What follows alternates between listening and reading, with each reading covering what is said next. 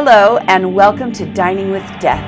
This episode is on our playlist, Deadly Destinations, where we visit the sites of infamous events. Sometimes they're murders, sometimes they're tragedies, but they always have an element of food to them, and then we sample and eat the food in that location. I'm coming to you today from Bakersfield, California, where serial killer Michael Charles Brown stalked and murdered many victims.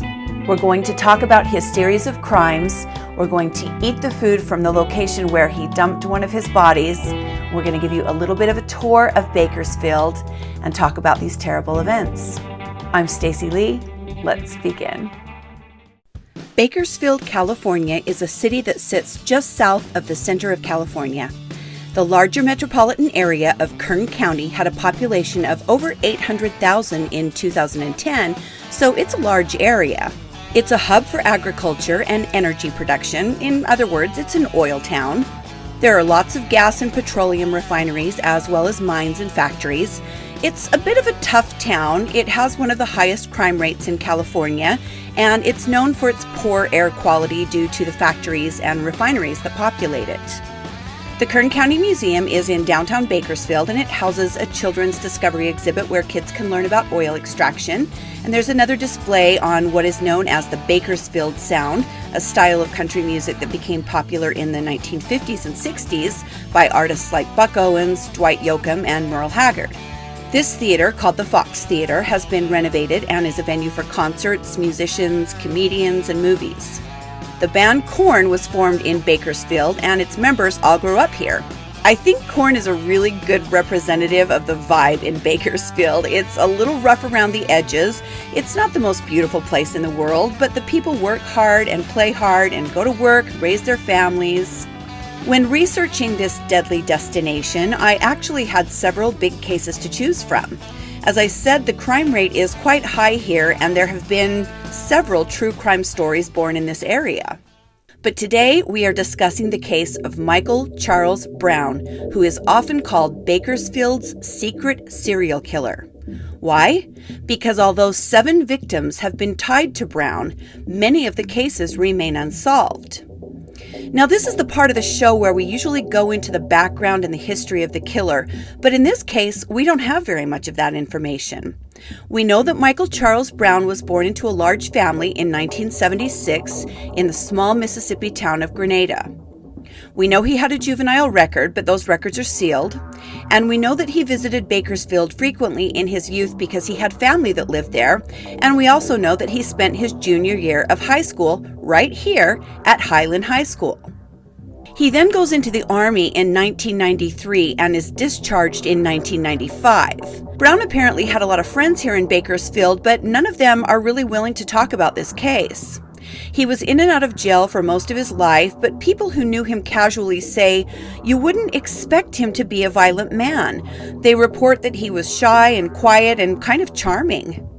He wasn't really a ladies' man. He spent a lot of time alone and liked to hang out in local bars and play pool. He did have a problem with alcohol and had multiple DUIs. He had children with several women and always had a serious girlfriend, but never married. Even now, we know little about Brown because he has maintained his silence even in prison. In 1996, a series of murders began that would eventually lead police to Michael Charles Brown. Mary Ann Perkins, age 44, disappeared on December 21st. Her body was discovered on Darrell Avenue a week later. Leslie Dawn Preston, age 39, was found on June 30th, 1998, on the 2200 block of Madison Street. Kathleen Heisey, aged 50, was found July 1st, 1998, in her apartment on Raymond Spruance. Now, her murder has been featured on the Oxygen Network and is one of the most brutal in Bakersfield's history. Again, not all of these murders have been definitively linked to Michael Charles Brown, and in fact, in the Heisey case, there is another suspect. The reasons most of these murders remain unsolved need their own mini-series in order to cover them all, but Brown has not been charged with all of these murders, even though he is basically the only known suspect in all but Heisey's case. The next woman murdered, Ruby Merriweather, is the reason that Brown is in prison, and it has been determined that he murdered her in June of 2000. She was only 40 years old when her body was found here at 521 Grace Street. And what's even worse, one of her own children found her body. It's very sad and very somber to stand right here where a woman was so callously left, brutalized, and killed in this manner. Also in June of 2000, a 19-year-old woman is dragged into a car and sexually assaulted by a stranger who tells her that his name is Mike. Just the next month, on July 3rd, this victim sees Brown driving in town and writes his license plate down. He is then picked up by the police, and she picks him out of a lineup on July 6, 2000. It is Michael Charles Brown. He's arrested and he spends about 6 months in jail, but then is released and all charges are dropped. I could not find any information on why this is. Just 8 days after this 6-month stint in jail, Katrina Pink goes missing. She was just 27 when she was found in December of 2000 on McKee Road. Billie Jean Bear was a 42-year-old homeless woman working as a hostess when she was found stabbed more than 13 times in the bushes on O Street. Patricia Martin, 29, was found April 25, 2001 on the 1200 block of East 21st Street. Wendy Kyle, whose murder is currently the last suspected to be tied to Brown, was stabbed to death on May 28, 2001, and her Oildale home was set on fire.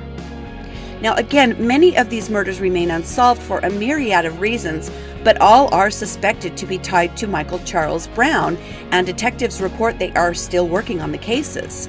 Unsolved cases are a big part of why we started this channel. All of these women were daughters and sisters and mothers and friends and humans, and all of them deserve justice.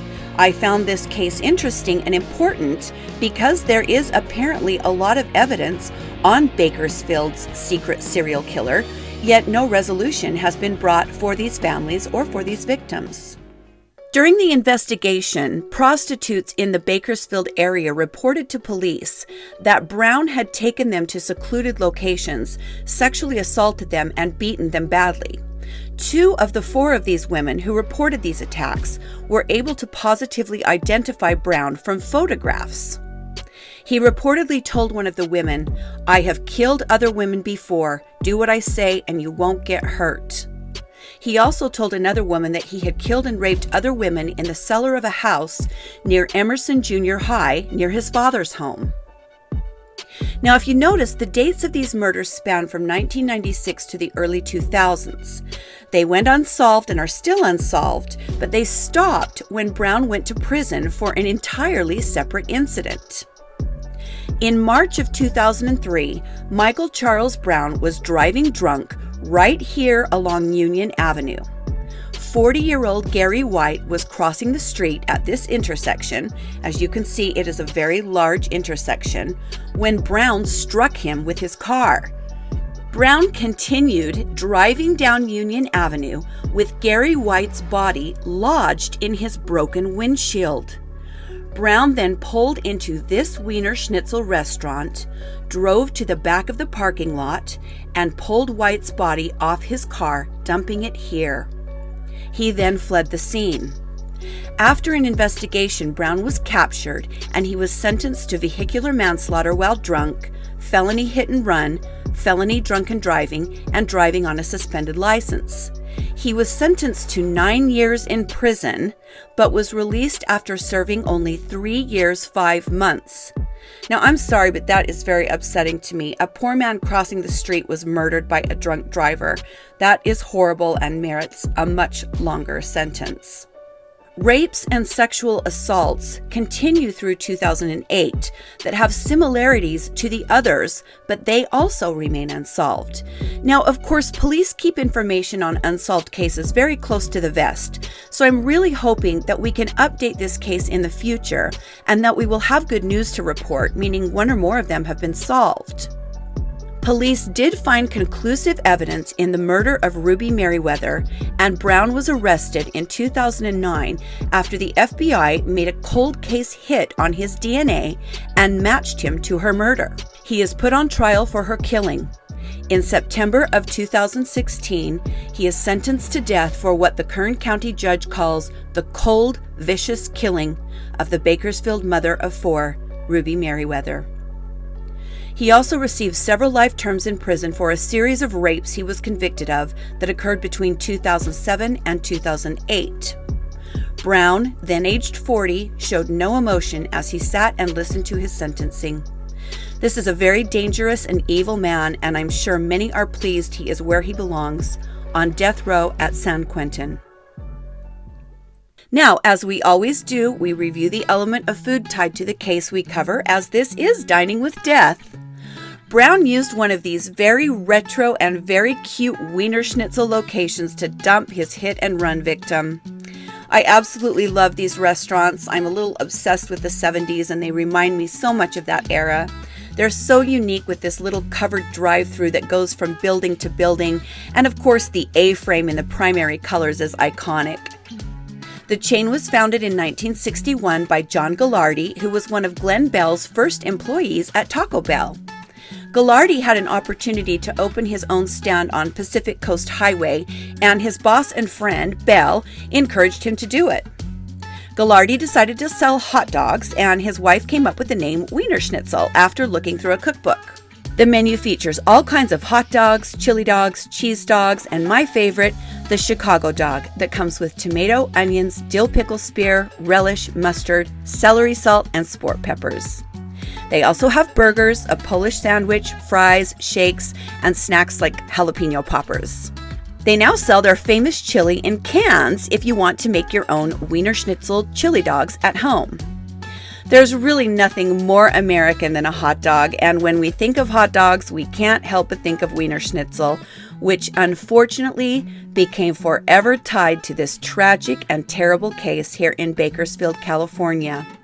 We will provide updates on Michael Charles Brown, Bakersfield's secret serial killer, when they become available, and we plan on making donations with your help to cold case and DNA testing for cases such as these.